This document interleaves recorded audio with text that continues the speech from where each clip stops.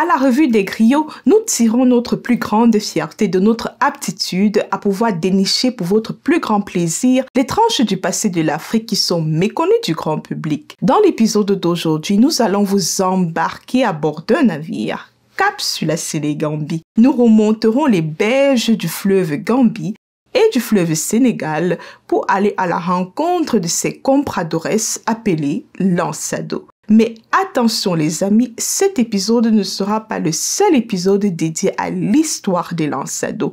Il est le premier d'une série composée de 2 épisodes. Je tiens à préciser que nous n'avons malheureusement pas pu trouver des images représentant les lançados. Cette absence de représentation des lançados me laisse perplexe. Il est possible que les images de lançados soient disponibles dans des ouvrages historiques écrits par des auteurs portugais, par conséquent difficilement accessibles pour moi étant donné que le portugais est une langue que je ne maîtrise pas. Ou bien les explorateurs et les missionnaires, bref, les témoins de cette époque n'ont pas pensé à immortaliser la vie des lançados au travers de portraits, de dessins, etc.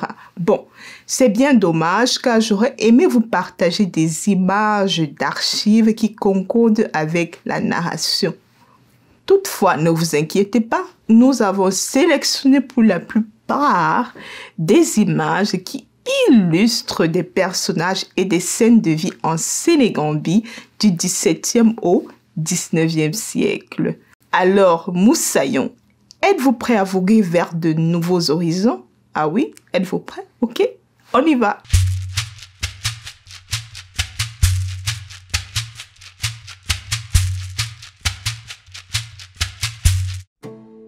Avant de plonger dans l'histoire des lançados, il serait intéressant de décrire l'espace géographique qu'ils occupent tout le long du XVIe au XIXe siècle. Un espace historiquement appelé la Sénégambie. D'après plusieurs historiens comme Jean Boulegue et Philippe Curtin qui ont étudié la Sénégambie dans son ensemble, c'est une région qui se limite au territoire compris entre le fleuve Sénégal et le fleuve Gambie. En ce qui concerne l'historien Boubacar Bari, l'espace sénégambien est beaucoup plus large et comprend l'ensemble des 2 bassins du fleuve Sénégal et du fleuve Gambie, depuis leurs sources dans les plus hauts plateaux du Fouta Djallon jusqu'à leurs embouchures dans l'océan Atlantique. Il situe les limites de la Sénégambie au nord avec la vallée du fleuve Sénégal, c'est-à-dire les 2 rives, au sud avec le Rio Grande et à l'est avec le Bafin.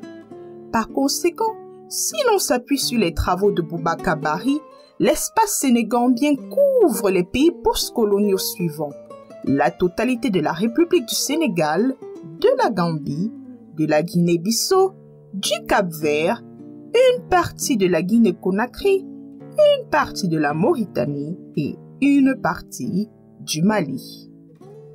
Le mot lançado apparaît dès le XVIe siècle dans les documents officiels émis par Manuel Ier, roi du Portugal. Ce terme n'a pas d'équivalent en français. Il vient du portugais lançar-se, qui dans le contexte dans lequel il était utilisé, signifiait se lancer à l'aventure. En référence au verbe portugais lançar, l'historien Walter Rodney décrit les lançados comme des personnes que l'on lance ou jette aux Africains pour faire du commerce. Dans certains ouvrages, ils sont désignés sous d'autres termes, à savoir filhos da terra, brancos da terra, tangomaos, tangomos ou encore tangomangos. Les lançados comptent un grand nombre de juifs. Ceci est dû au fait qu'au XVIe siècle, Manuel Ier et son successeur obligent les Juifs à choisir entre la conversion au catholicisme et la déportation. Un bon nombre d'entre eux décident donc de fuir les exigences de la couronne et se lancent dans l'aventure direction la Sénégambie. En plus des Juifs, des fugitifs et aventuriers portugais s'exilent sur le continent africain.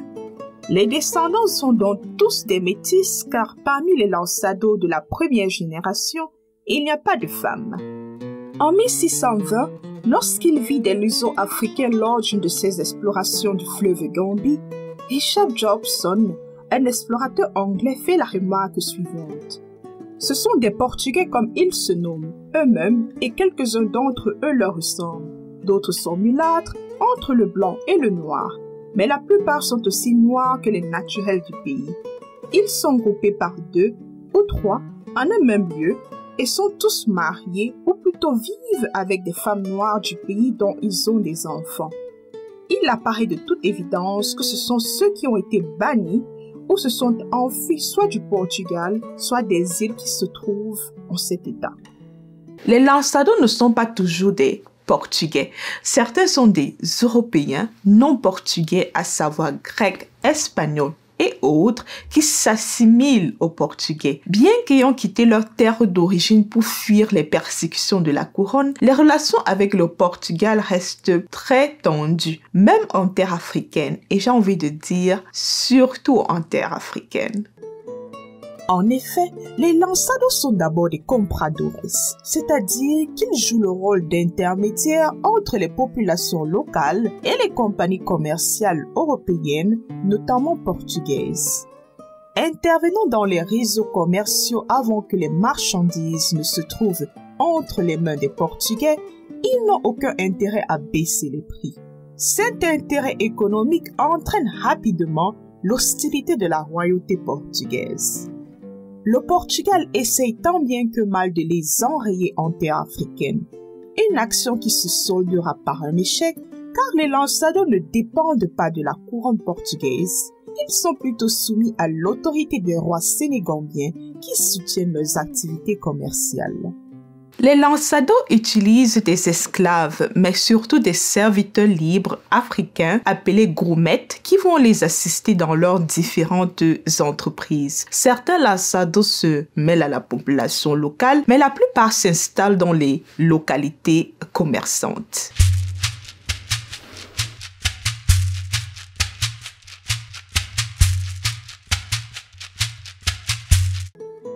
Les lançados dominent les secteurs de Cacheux et Guéba en Guinée-Bissau et le port local en Sierra Leone.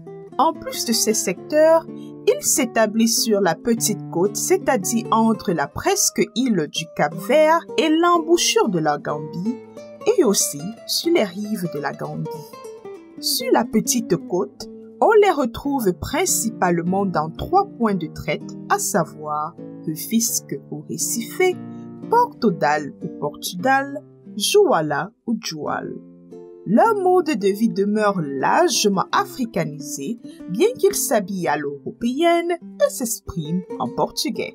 C'est au cours du XVIIe siècle que leur portugais va évoluer vers le créole. Quant au comportement vestimentaire, il varie chez les femmes luso-africaines, c'est-à-dire des femmes nées du métissage entre les Portugais et les femmes locales. Ces femmes ne s'habillent pas toujours à l'européenne. Dans leur maison, elles sont souvent nues jusqu'à la ceinture et c'est quand elles reçoivent la visite d'Européens qu'elles se couvrent. Les lançados pratiquent le catholicisme, mais c'est un catholicisme peu authentique. Il faut dire que malgré les tentatives de l'évêque de Santiago au Cap-Vert d'envoyer de temps en temps un missionnaire dans les localités où se trouvent les chrétiens, cette religion souffre de l'absence d'un clergé local. À Rufisque, par exemple, quand les capucins Alexis de Saint-Lô et Bernardin de Rinoir arrivent en 1634, cela fait près de 8 ans que la population n'a pas vu de prêtre. La conséquence de ce manque d'instruction religieuse catholique dans les milieux luso-africains catholiques est la pratique d'un catholicisme qui se mêle aux croyances religieuses traditionnelles. Un exemple frappant de la pratique des usages locaux est la présence de la polygénie dans les milieux des lançados. De plus, le lançado catholique est celui-là qui porte une croix et des gris-gris, célèbre les saints chrétiens et rend hommage aux ancêtres.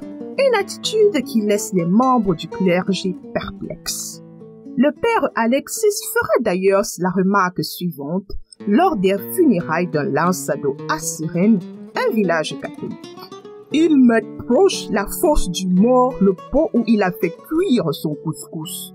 et l'espace d'un an, les plus proches le remplissent de ce couscous et mettent du vin de palme ou de l'eau de vie auprès, disant que c'est pour l'âme du défunt, de peur qu'elle n'ait faim dans l'autre monde.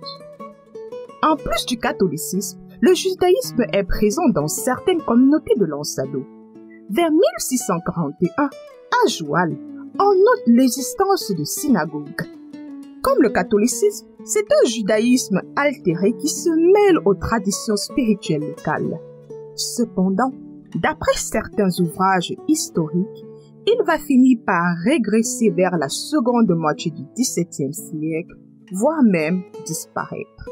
En effet, les Portugais affermissent leur établissement en Guinée-Bissau, notamment dans les villes de Cacheux, Bissau et Farine.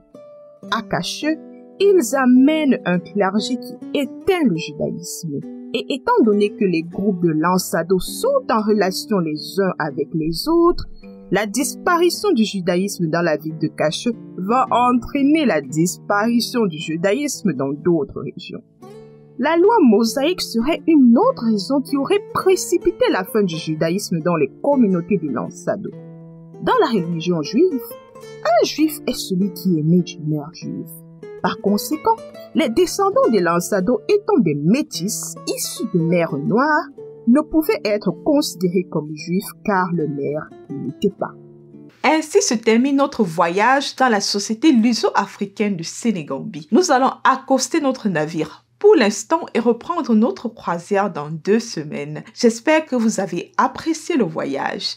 J'ai voulu tester un format de vidéo un peu plus court que les vidéos précédentes. C'est la raison pour laquelle j'ai divisé le thème de la vidéo d'aujourd'hui en 2 épisodes. Dans 2 semaines, nous couvrirons les relations que les Lansado entretenaient avec les rois sénégambiens et la couronne portugaise. Puis nous aborderons les causes de leur déclin. Merci de m'avoir suivi. Faites-moi savoir dans les commentaires ce que vous avez pensé de cet épisode. On se dit rendez-vous dans 2 semaines. C'était Lily de la Revue des Griots.